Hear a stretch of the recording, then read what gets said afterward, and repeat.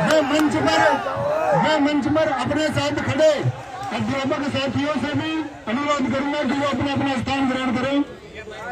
और भाई, ये जो तुम फोटो खींच रहे हो ना यहाँ, ये जो तुम चरण स्पर्श कर रहे हो यहाँ, इसका कोई मोल नहीं है।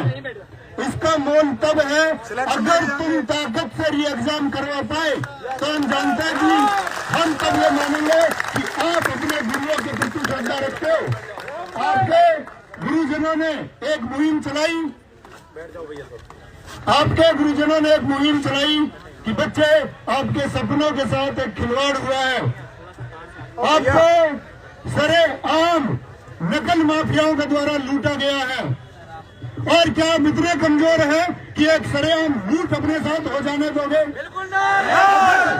अगर तुम एक सरेआम लूट अपने साथ हो जाने दोगे तो इस प्रदेश की व्यवस्था के लायक भी प्राप्त नहीं है। तो कहेंगे लूट नहीं होने देंगे, नहीं होने देंगे, अन्याय नहीं होने देंगे, नहीं होने देंगे। चाहे सूरज निकले, चाहे सूरज डूबे, चाहे सुबह हो, चाहे कितनी शाम, एक ही मान, एक ही मान। और दोस्त, किसी भी, कोई भाई नाम नहीं लेना है किसी का। देखो, आप जानते होंगे, छंद में आंसू दिखा देना। अगर अपने छात्र होंगे, मैंने एक बात कही है कि आप किसी भी विषम से विषम परिस्थिति में मेरी आंख से आंसू नहीं देखोगे। और साथ ही पूरा जीवन संघर्ष में गया। और अंकित भाटी सर ने सिर्फ एक ही संदेश देकर के मुझे यहां भेजा कि बच्चों की आंख में सूखा हुआ ये आंसू हमको दिखाई देता है और ये प्रशासन को देखना होगा।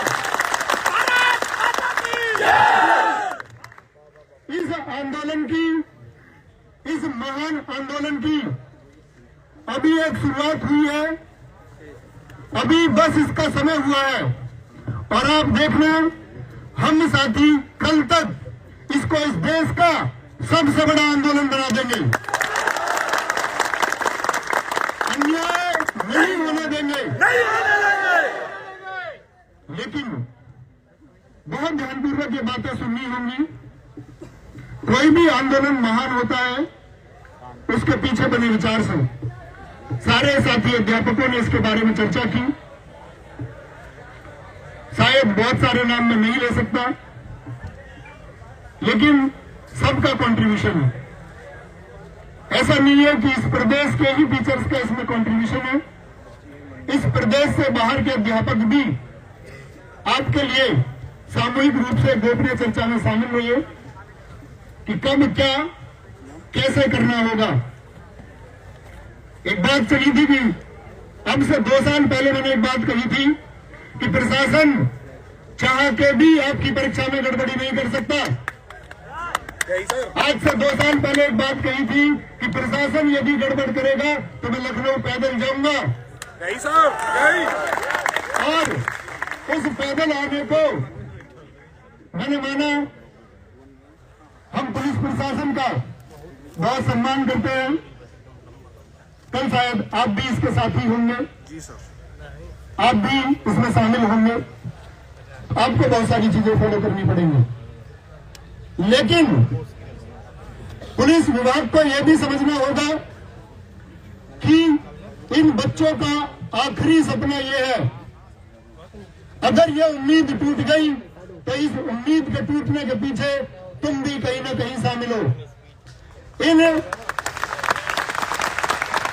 निम्न वर्ग के, इन किसानों के, इन मजदूरों के, इन सपने देखती आंखों के गुनहगार तुम भी होगे।